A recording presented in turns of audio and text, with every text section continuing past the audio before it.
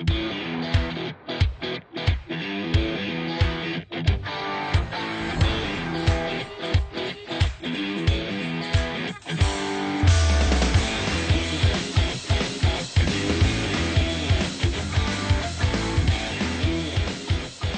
I'm proud to be the principal of St. Francis de Sales High School, and I'm here to host this episode of Once a Stallion, Always a Stallion. The gentleman I'm about to introduce has no need for an introduction, but I've been told to follow the script. What's your name, and when did you graduate? My name is Patrick Rossetti, graduated in 1966, a long time ago. How long did you work at the Sales Bank? Well, I worked here during my college years, part-time, paid for my college education, helped my parents out, and then I was full-time here as a classroom instructor in '71, so I was here 33 years total. As a student, what was your favorite class? Well, one of my favorite classes was junior literature. We had the good fortune to be taught by a nun, a Franciscan nun. Her name was Sister Mary Rose Pecoraro, and she subsequently became the head of the Franciscan order years later.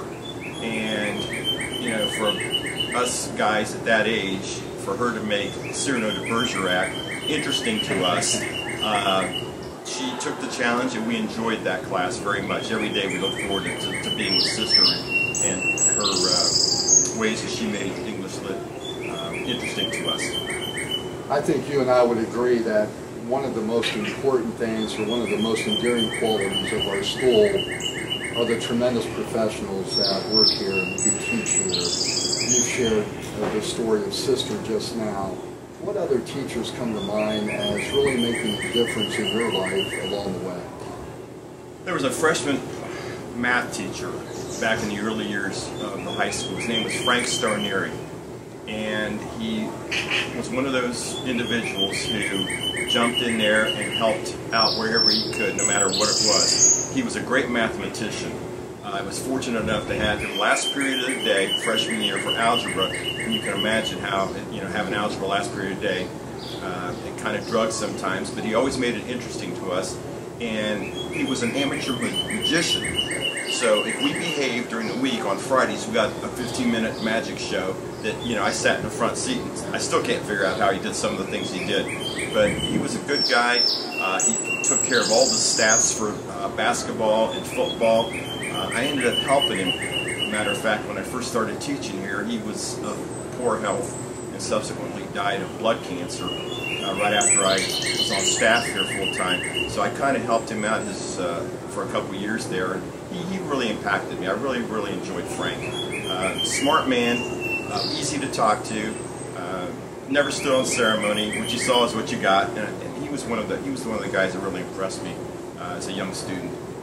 And I think really you're right. I mean, I think the thing that really resonates with our students is just how authentic our teachers are. Yes. It seems like Frank was certainly that way. When you think back, again, as your time here as a student, and I know this is difficult to do, but if you can think of a particularly memorable moment, something that kind of resonates, whether it was something that was really poignant or something that was kind of funny, what would that moment be? Gosh, there were so many of them when we were students here. I mean, life was a lot simpler back then. I mean, you know, you basically made your fun with your friends. You didn't have a lot of different things interfering with your routine during the week, and you know, so our lives, of course, centered around what was going on here. I just think that, you know, some of the things that some of my classmates did were just funny, genuine. No one got hurt, all in good humor. We appreciated everybody for what contribution they could make to the sales at the time. And we had kids here from all walks of life, just as you do now. I mean, you know, we had kids coming from all across the northeast part of Columbus and Franklin County, and that whole mix just made it fun to be here every day and go to school with the kids. I think some of the pranks that some of the kids attempted. Sometimes they got away with it, sometimes they didn't. I can remember there was a VW in the hallway. I think I heard that. They brought it. The boys carried a V. They took a post out of the middle of the entry hall there by the theater. Back then, it was simpler to get in, and the football team carried someone's Volkswagen Bug and put it in the lobby after practice one night. When we came in the next morning, we were dumbfounded. There was this car sitting in the middle of our lobby. So, but it was harmless. It was all good fun. No one got hurt. Absolutely. Did you ever get called? This is kind of an ironic question. Did you ever get called as a student down to Monsignor Barrett's office? There were 2 times that I got sent to Monsignor Barrett. One of them was, we didn't have a lot of my buddies who would track the way we were, which was one of the things we did away with right away. We didn't have time in our schedule to take typing. And of course, everybody took typing back then. Of course, the forerunner for using the keyboard for everything else today. But we gave up our lunch period 3 days a week. We had 5 minutes to eat our lunch. We had to run down to the typing room, and it was all boys. And Sister was not very patient with us. She liked the girls better than the boys, and it was obvious. Well, there were 2 doors in the typing room, and she went out the front door, and we saw her go one way, and about 5 minutes later, we didn't know she had come in the back door behind us. And in the meantime, we were wadding up every piece of paper we could find and throwing it in the basket, playing basketball during typing class. And I was one of the guys she sent to the office. And Father, parent, Shotgold, he said, go back and tell Sister that I saw you. Just go out there, sit on the bench, and wait for the end of the period. That's it. I said, that's it? He said, that's it. The other time I got sent to him was, we were prepping for senior exams. And, it's the end of our high school career, and I had lent my history book to someone in class who lost his, and he was going to take it early in the week and study, and he was going to give me back my history book so I could study the night before for our final history exam. And he never brought the book back to school. He kept it. So I had no book for my final. So I did not do very well in that final, and I was telling the teacher that.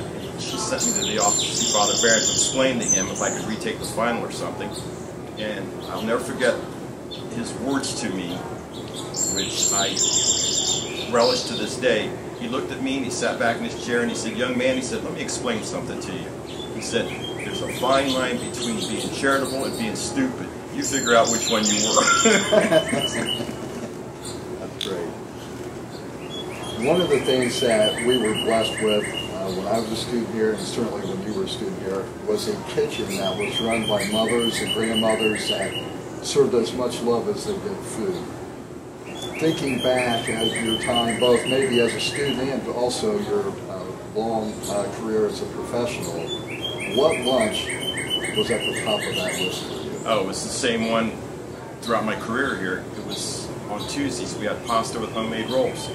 And, of course, the rolls were homemade here by the gals in the kitchen. And, you'd see some of the bigger guys with a dozen rolls and a dozen pats of butter on their tray, and they only charged a nickel a roll. Of course, you could eat your whole lunch for $1, and everybody was happy.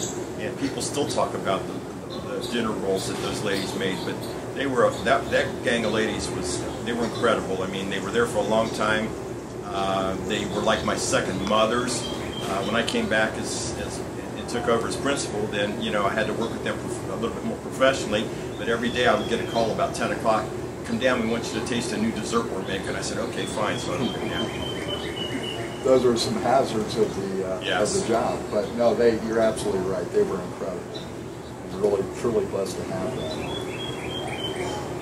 Over the years, you've accommodated. You certainly have brought in a lot of memorabilia, things that you have picked up, whether a piece of spiritware or maybe something that a student gave you. When you think back of the things that you were able to get over the years, what item kind of comes to mind is still one of your prized possessions?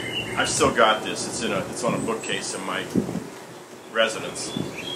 One of the kids did a caricature of me sitting at my desk with my coffee mug, which had my initials on it. And it's humorous. It looks like a cartoon. And the caption says, "Remember, the best kids in the North End are students at DeSales High School." And I still got that framed, and it's on a bookcase of mine at home. And that's outstanding, because that really, again, shows the affinity that the kids always had for you. I remember my time as a student. If I ever had to speak to someone in the office, you were my go-to. So I find it really a blessing that these many years later, that I was blessed to work with you, and then to try to follow and build upon what you've done. It's still one of my most precious things that I think God's blessed me with. When you think about all the traditions of this high school, you personally are responsible for many of them. What tradition comes to mind as being the one that means the most to you? You know, that's like saying which one of your kids are your favorite, but Understood. There were so many of them. You know, in retrospect, you go back. I can remember when I was a student, we used to make a big deal because everybody bought a class ring, had your class rings blessed. When you received them, Father Barron gave you your class ring, that was a big deal. As things evolved, you know, other opportunities present themselves for us to capitalize on and make into traditions, like rewarding the kids with ice cream in the spring. You know, they always look forward to getting their free ice cream cone, and they still do. The Spirit Day that you have continued and done very well, that was always a fun Friday for us in the spring. I think one of the other ones, and I know that the kids here are still involved with this, we stole an idea from Notre Dame. It was their urban plunge, and we would organize kids and their parents and faculty members to go out in the North End here on recommendation of pastors and spend an entire weekend, and sometimes go back the next weekend to finish up and do some rehab at someone's home who was elderly or incapacitated in some way. And it may be, I always like to take my gang and do some landscaping, and somebody else would go in and clean and paint. We replaced front porches and did concrete work, and we even did a roof one time, which was a little bit more than we should have bitten off, but it worked. But that to me is the epitome about what DeSales is all about. Those kinds of opportunities and those kinds of things that have evolved into traditions. Absolutely, no question. When I think back of your many blessings on this school, you mentioned the urban plunge. The other things that come to mind that I think speak to your leadership, Bring Up Parents Day, and also the starting of our St. Vincent de Paul Club. Yes. We were the first high school in Central Ohio, yes. And from that, most of the elementary schools have now come. So I know that has to make you feel really gratified that many of our traditions are predicated on helping others. Yes. Yes. When you reflect, or again, this is a very difficult question, but when you think about what makes our school quintessentially who we are, what makes DeSales unique, because there are many great Catholic schools in the Diocese of Columbus, but DeSales definitely has its own unique place. What is it that separates us from the rest? I think early on it was my goal and challenge to put into place those things that would allow us to be successful academically, an environment for kids to enhance their religious convictions, and then to breed a feeling of family. In my opening talks every year to the faculty, I would say to the teachers, whether they had children or not, treat these kids like they were your own. Okay, if you got to stretch a little bit, you got to go a little bit extra for them. You would do that for your own kids, your own family. Give these kids the same benefit. So treat these kids like your own. And I think over the years, that issue of this place being like family has been multiplied many times in a lot of things that I've done and that you've done over the years to keep that as an integral building block of what this is all about. Well, there's no question, in my estimation, that is one of your enduring legacies. And I'm, again, very honored to try to continue with that. I really enjoyed our time. Thank you so much. And I'd like to thank everyone who has already donated during our All In for SFD. We hope you will continue to tune in and consider supporting us if you haven't already had a chance to do so. Every gift, every stallion, every day. And remember, once a stallion, always a stallion. Thank you.